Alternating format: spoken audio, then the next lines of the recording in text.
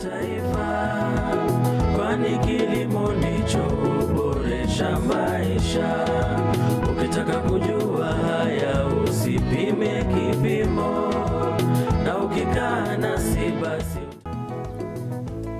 Ni Jumamosi nyingine marahaba, tunakutana katika kipindi kipenzi cha wakulima Boresha Kilimo.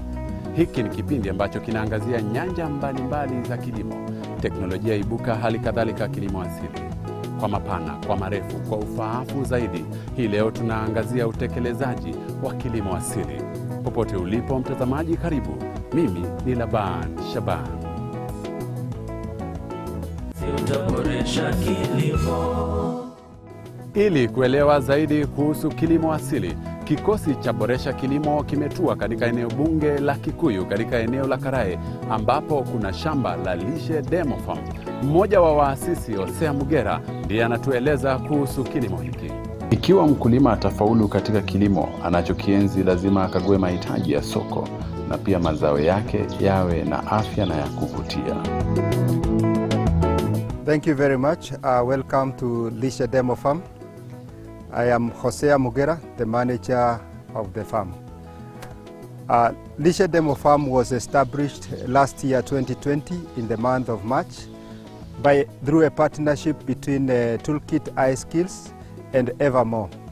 Toolkit iSkills is an institution that trains young people in technical skills in preparedness for jobs. While Evermore is a company that was doing a consultancy in agriculture.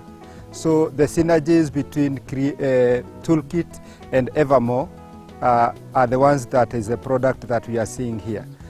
The ultimate end is to ensure that the youth and the women that pass through this place become agricultural entrepreneurs, either in the production or in any other level of the value chain. So this land is 3 acres, and all of it has 4 sections of agriculture. We have one section of the herbs, that is slightly on the left where we are standing. Then we have fruit crops on the right side, and behind me are the vegetables, plus the fruit trees. Then behind you is the poultry section, and in the poultry section we have different types of ornamental birds. So we encourage young people and farmers to move from the current or conventional farming and do a farming that is tailored to income generation and rejuvenation of the environment. And that is why we encourage all the farmers and we train farmers to do organic farming. Nchini Kenya, zaidi ya wakulima 2,000 wanapata masoko ya kimataifa na kuongeza kipato chao kupitia kilimo asili cha viungo ili kukidhi mahitaji ya kiafya yanayoongezeka kila kuchao. Katika shamba la Lishe Demo Farm, wafanyakazi wanachangia pakubwa kuhakikisha ukulima asili unakidhi mahitaji ya soko. I would say yes, showing a lot good signs, because after 4 months we are able to run all our expenses from the incomes that we generate here. And number 2, we are expanding from the income of the sales and services that we offer. So I would say it's viable, because up to now we are 12 employees that are every day reporting and every month have a job in this farm, and they are all paid from the income coming from this farm. When we were thinking of the name from the 2 companies, we thought of the name from the product that we are going to produce here. Lishe is nutritious food. You know, in Kenya tunasemanga chakula, but in Tanzania wanasema nataka lishe. Lishe is a nutritious food. We want quantity food. So in Lishe, we are offering quality nutritious food. We are telling the farmers that you can grow foods that is medicinal and that is satisfying. And that's why we came up with the name Lishe. So, and then Demo Farm is the aspect that we would want the farmers to come here. If they are doing poultry, they learn new ways of doing poultry that is economical, that enhances productivity, and also has a component of technology. In the same way, for the herbs and crops, when they come here, they have to see something they did not know. So we actually demonstrate to them the possibilities they have in their own farms, and therefore a demo farm. Wakulima wengi wamejiunga na kilimo hai ili kupunguza utumiaji wa dawa za wadudu ambazo huharibu rutuba ya mchanga, na badala yake kutumia mbolea ya ng'ombe au mabaki ya mimea kuongeza madini kwenye udongo. Si mbolea ya ng'ombe tu, mbolea ya wanyama mbalimbali. The organic farming is a system. It's not a method, it is a system. A system in the fact of interrelatedness, such that like here why we have the poultry is because we need manure for the crops. So always we get the manure from the animals, we bring it to the composting bin, which is, I can call it our kitchen, where we combine the different nutrients required by the plants from the compost. We also have the rabbits, and they provide us with the urine, which we use as a foliar feed as well as a pesticide. We also put it in the manure and help enhance in the decomposition. So there is a very strong relationship, because after the crops get the manure, they grow vigorously, nutritious wise, and then from the farm we harvest the crops. The vegetables, we take them to the animals, to the rabbits, to the goats, and therefore there is a cycle of return. At the final end, the bottom of the organic farm is to ensure that you have a rich soil.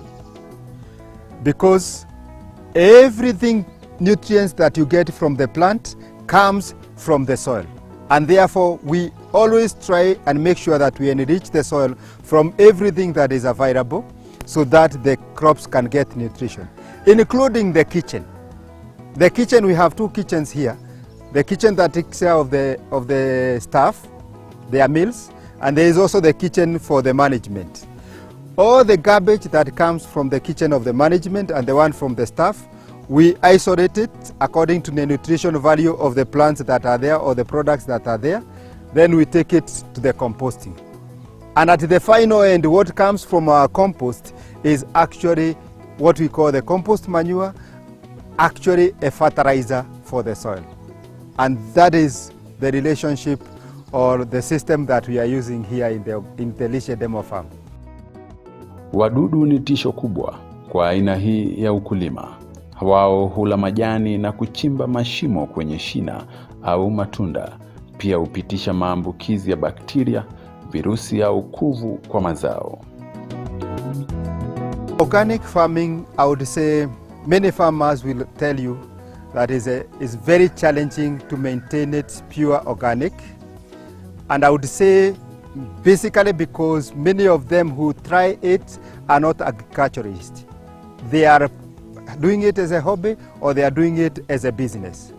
But when you are trained, you have the foundations of the organic farming. Like me, apart from being trained in organic farming, I spend a lot of time online to find what other systems are being used elsewhere, what is the chemicals, how do you produce the pesticides from different crops, so that you can be able to take care of the various diseases and pests.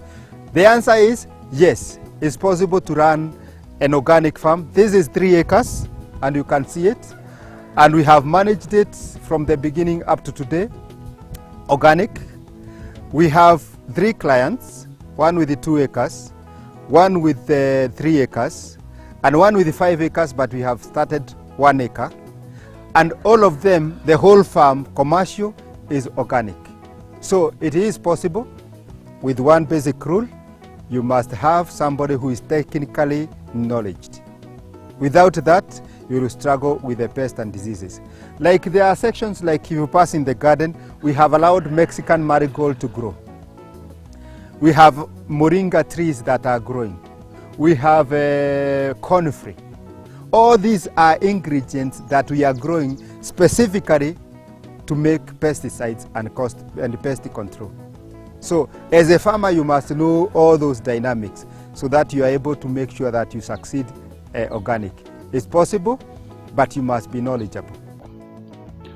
Mkulima anapopanda mimea ni vyema kuzingatia wateja ambao hununua bidhaa zake kwenye soko. kukidhi mahitaji ya wanunuzi, kufanya ukulima uwe wa kufana. Our customers are happy, and they are customers who have a history of looking for organic products, because majority of them we meet them in the organic market. And when they come to our table, the first thing they usually say, it is not possible to produce organic products of this quality. And then we give them a card. If you want to confirm whether it's organic or not, visit us in the demo farm. And then when they come here, we take through the process, like what we took you all through to the end. And by the end, they agree that they are supposed to have the training. Natumai kufikia sasa unajifahamisha kuhusu kilimo asili ambayo itakusaidia sana katika kuboresha afya yako. Hii ni Boresha Kilimo, kipindi ambacho tunaamini kitaendeleza na kuboresha kilimo humu nchini. Kwa sasa tunachukua pumziko fupi, tukirejea ni mengi zaidi. Siende mbali. Si utaboresha kilimo.